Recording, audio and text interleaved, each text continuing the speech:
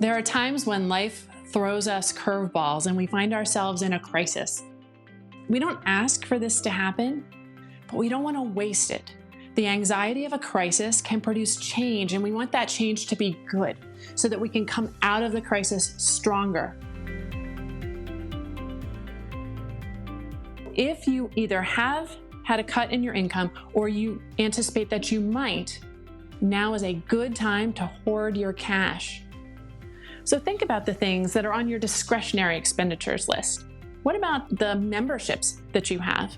Can you reduce those memberships or eliminate them? Maybe put them on hold for the time being if you're not using them? Also, I know it's not popular, but remember, we're hoarding cash temporarily, so think about streaming with commercials instead of without. The needs are the things that you really can't change without making a big upheaval structural change in your life, but you could have an impact on those. For with those, your theme should be communicate and negotiate. Think about your car insurance. You're not driving as much in a crisis. So maybe you can call your car insurance and let them know you're a loyal customer, you've paid on time. Why don't we reduce the rates because your mileage driven is going to be so drastically less this year? Also, when you're talking about needs, of course, there's your rent. Some landlords are big corporations, but others aren't. So let's not assume that your landlord can't help you or is not willing to help you. Instead, talk to your landlord. If you need a break, if you think you might need a break, if there's uncertainty going on, communicate. Your landlord cannot help you if your landlord doesn't know what's going on. Now, if you have a mortgage, you can probably deal with your lender to come up with some kind of mortgage forbearance or abatement. There are lots of programs with lots of different lenders.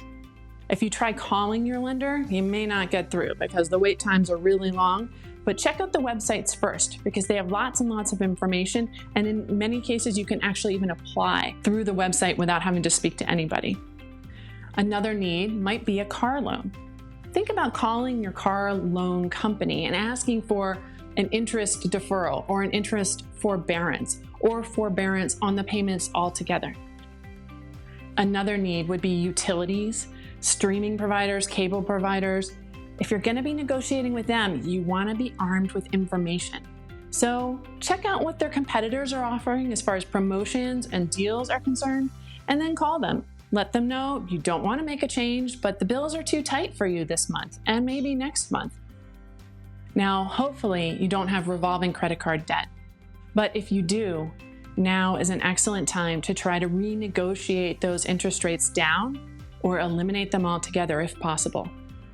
You may have student loans, and if so, if they're government student loans, you probably already know that those loans have gone into forbearance. You will not be accumulating any interest on those loans from now through September 30th, 2020.